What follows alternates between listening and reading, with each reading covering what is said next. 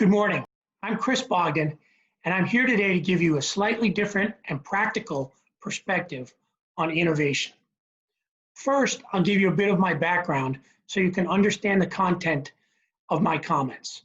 Then I'll start with my idea of what innovation is, then provide a few interesting stories about how I tried to innovate in my career, and finally talk about some barriers to innovation that I've experienced and give you some insights on how I dealt with these barriers. Hopefully, this will all be both informative and somewhat entertaining. So here's my background. I'm a senior vice president at Booz Allen Hamilton and have been for the past 2.5 years. I'm responsible for our Air Force, Space Force, and NASA portfolio of programs at Booz. Before joining Booz Allen, I spent 34 years in the Air Force. I started my career as an operational pilot, then became an experimental test pilot, where I got to fly about 30 different kinds of airplanes. And later in my career, and against my will, the Air Force started teaching me how to be an acquisition program manager, which I did for about the last 15 years of my career. As a 2-star general, I ran the Air Force's KC-46 tanker program and led the second successful source selection between Boeing and Airbus. More on that circus later. Then from 2012 to 2017, as a 3-star general, I ran DoD's F-35 Joint Strike Fighter program. I like to tell people it was 5 calendar years, but 35 dog years of my life, because it was a big, complicated, and messy program. More on that program later also. Now let's talk a little bit about innovation. When I think about innovation, the first thing that pops into my head are those brilliant out-of-the-box ideas that have changed the world, like 3M Post-it stickers or the envelope with the clear window in it, which, by the way, was invented by a guy named Americus Callahan in 1902 in Chicago when he was trying to figure out how to make a cheaper envelope with less paper because the cost of paper at that time was skyrocketing. But that's the sensational romantic view of innovation. What I've learned is that innovation can come in many forms, and you can find it in things such as organizational constructs, acquisition processes, the use of data, and even the ways you finance or budget your programs. So let me tell you 2 short stories about how doing innovative things helped me and my team successfully complete the second KC-46 source selection. The KC-46 is the Air Force's new aero refueling tanker, and it has a tumultuous history. When I took over the KC-46 program in 2009, it was the Air Force's 3rd try at getting a new tanker. I call the entire KC-46 saga a great Shakespearean tragedy that played out in 3 acts. Act 1 was the ill-conceived tanker lease program with Boeing in the mid-2000s. As you may recall, Congress squashed this idea, and senior executives from both the Air Force and Boeing went to jail. Act 2 was the first source selection in which the Air Force selected a Northrop Grumman Airbus team over Boeing. Boeing then protested, and that protest was upheld by the GAO, sending the Air Force back to square one, and quite frankly, with their tail between their legs, and without a whole lot of credibility left in the eyes of OSD or Congress because of these first 2 failed attempts. Now we get into Act 3, which was the second source selection, and that's where I showed up. I was reassigned from my job in the Office of Secretary of Defense to Dayton, Ohio. And as I left, my big bosses, the Secretary of the Air Force and the Chief of Staff of the Air Force, as well as the Deputy Secretary of Defense, all got together and said to me, "We don't care who wins this competition, Chris, just make it stick. We need you to make this source selection unprotestable." So those were my marching orders. It was at this point where my team and I came up with a few innovative ideas. The first had to do with the makeup of the source selection evaluation board. First, every Air Force source selection I've ever been on had a source selection evaluation board made up of the same Air Force people floating around in the acquisition enterprise over and over again. What we needed on KC-46 was fresh thinking. So what we proposed to OSD and the Air Force was that the Source Selection Evaluation Board be made up of senior acquisition officials from the other services, the Army, the Navy, the US Marine Corps, and even a few folks from OSD. At first, no one liked that idea, but I convinced the leadership that if we wanted a different outcome, then we needed to do something different, and they agreed. So the Source Selection Evaluation Board, with the second KC-46 source selection, was made up of 7 senior SESs and GOs from the other services and OSD, and there was only 1 Air Force GO on that board. What I can tell you is the diversity of thought and the ideas that these outsiders brought to the table on how we should run that source selection was absolutely, in my mind, a key factor in our success. Was that an innovative idea? Well, maybe, but probably not the kind of innovation that you would normally think of. Now, on to the second interesting thing we did on that source selection. We knew one of the reasons the first source selection failed was because there was very poor documentation on how and why the Source Selection Authority had made the final choice. In fact, the record that was handed over to the GAO during the protest period consisted of only slides from the final SSA's decision with no other written documentation. What we all know now, but failed to realize at the time, was that the GAO makes their determination on the written record of what transpired during the source selection.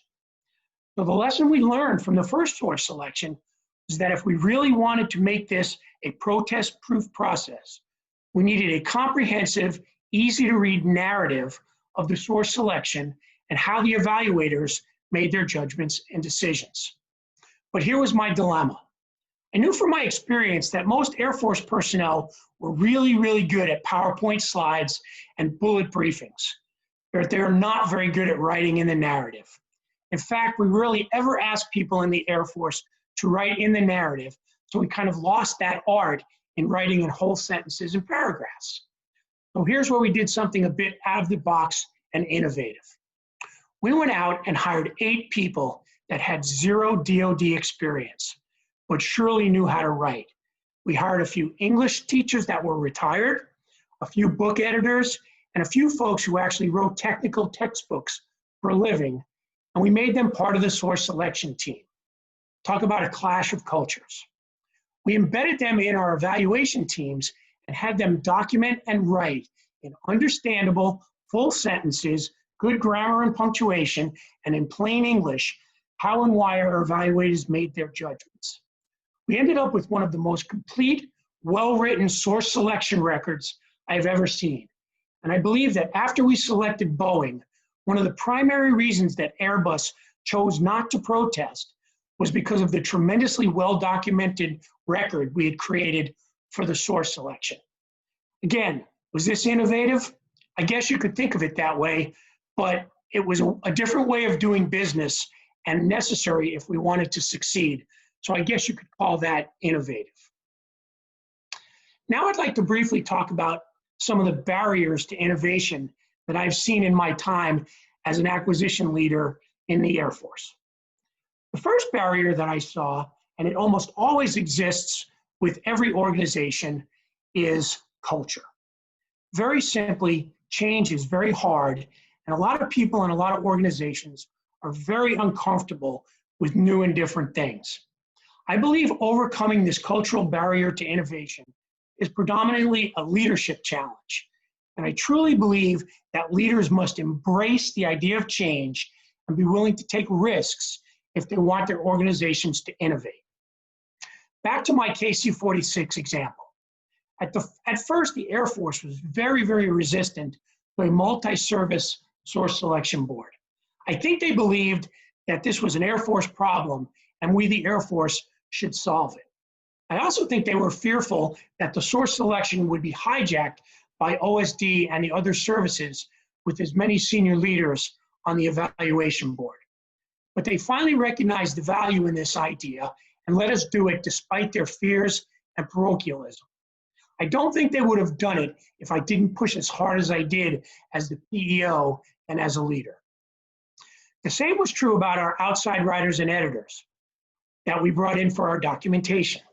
Nobody, especially the engineers, liked anyone critiquing and editing their work with comments like, hey, this paragraph is technobabble, or did you know that you don't have a subject or a verb in this sentence? Or you have 12 lines of narrative here without a single punctuation mark, and all it is just one long run-on sentence. The resistance initially was very, very deep with my team. So I needed to step up as a leader and let them all know that as painful as it was to have these editors and writers on the team, it was a new way of doing business, and it might have to be done to ensure that we were successful in both selecting the best contractor and having that selection not protested. The lesson here on KC46 was that leaders must tackle cultural resistance head on if they want their organizations to be innovative. The next barrier I experienced was that the entire DoD procurement system, including the JSIDS process, the planning, programming, budgeting, and execution process, and the 5000.2 acquisition process, and even congressional oversight are simply not set up for innovation. In fact, they're basically in place to remove all risk. And without risk-taking, there can really be no innovation. But let me describe why I think the current system makes it so hard to inject innovation into big development programs. I'll use the development of the F-35 and a new combat aircraft as an example. First, I believe that the best way to develop a new weapon system is not what I call the Big Bang Theory. This is which, by the way, is how the F-35 program was originally set up. In the Big Bang Theory of weapon system development, there's hundreds and hundreds of requirements at the start, with multiple high-risk, immature technologies all getting crammed together into a single one-time through process with this fabulous weapon system that pops out the back end, what I call the Big Bang. Well, for the F-35, this turned out to be a disaster. When I took over in 2012, after 10 years of the Big Bang process, the F-35 program was 5 years behind schedule, $6 billion in the hole, and coming off a critical Nunn-McCurdy breach. Eventually, we had to restructure the program into a more manageable Block 1, Block 2, and Block 3 approach. But here's the irony of all of this. Even though this incremental approach that we used on F-35 may indeed be a better way to start a big development program, there's a host of reasons why the system, as it exists today, makes it nearly impossible to start that way. Let me tell you why. First, the requirements folks and the JSID process will resist any attempt to create and validate incremental capability requirements and documents. They want to see the full end state requirements documented and validated before you start. The problem here is that as technology matures and the threats evolve, your requirements will necessarily change over time, especially if the program lasts decades. Yet starting programs with less well-defined end state requirements is nearly impossible. Second, the warfighters don't always like this incremental approach either, because they fear that when money gets tight and the Congress or OSD or even their own service take money out of the program, they're left with an increment one weapon system that doesn't meet all their future needs. So instinctively, they prefer the Big Bang process because they know that no matter how long it takes or how much it costs, they're eventually going to get that high-end, fully capable weapon system. And finally, the Congress really doesn't like the incremental approach either, even though it might be the best way of doing business, because that first increment of that airplane or weapon system that gets fielded quickly is usually less capable or equally capable to the legacy platforms it's intended to replace. And so spending big dollars on a weapon system that gets fielded and isn't as good as the older system that the warfighter already has is not a great story to tell their constituents So they too are resistant to this kind of approach.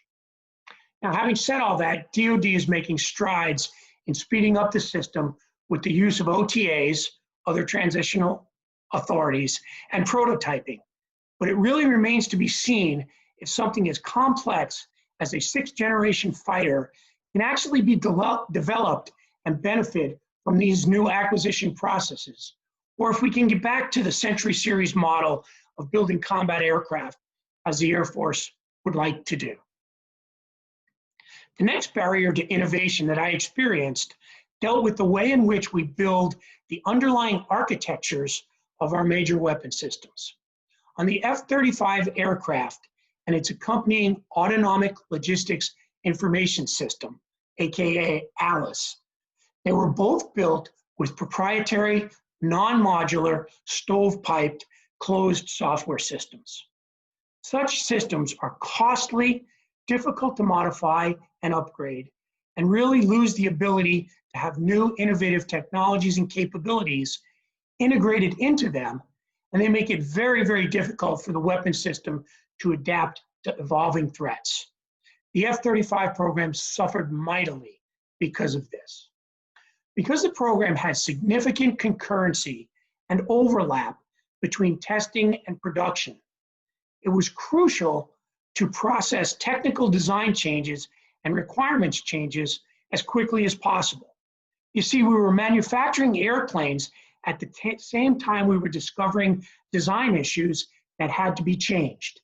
And the longer it took to implement these changes, the more aircraft were being manufactured without the new needed design changes. Unfortunately, the process of making such design changes was greatly hindered by the closed, spaghetti-coded underlying software architecture, where changes were so difficult, they forced us to recode and retest almost the entire OFP, or Operational Flight Program, with every change. It was a nightmare. Any next generation fighter program should start with an open, modular hardware and software architecture that is both flexible and scalable and allow for rapid insertion of new technologies. This would allow for integration of future innovations to be more easily and less costly, and at the same time enable the incremental development approach which I advocated for before. Finally, in my F-35 experience, I also found that the press and the media tended to stifle innovation. So let me explain that. Innovating and trying new things means that sometimes you're going to fail. And I can tell you from my experience, the media loves to focus on failure, especially when it comes to DoD acquisition programs. I spent a huge amount of time on the F-35 program as the PEO on the Hill and in congressional testimony, in Allied Minister of Defense offices, and on the third floor of the Pentagon, as well as in front of the media, explaining things like why the F-35 helmet didn't work well, or why the F-35 ejection seat didn't protect small, lightweight pilots, and why in the very early days of testing, an F-16 could apparently out-dogfight an F-35.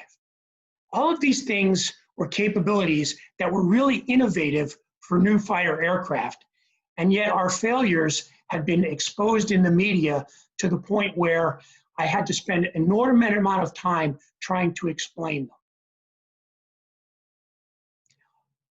The problem we had was that when you innovate and you bring new capabilities to things like fighter airplanes, you should expect challenges, and you should expect that in development you're going to fail.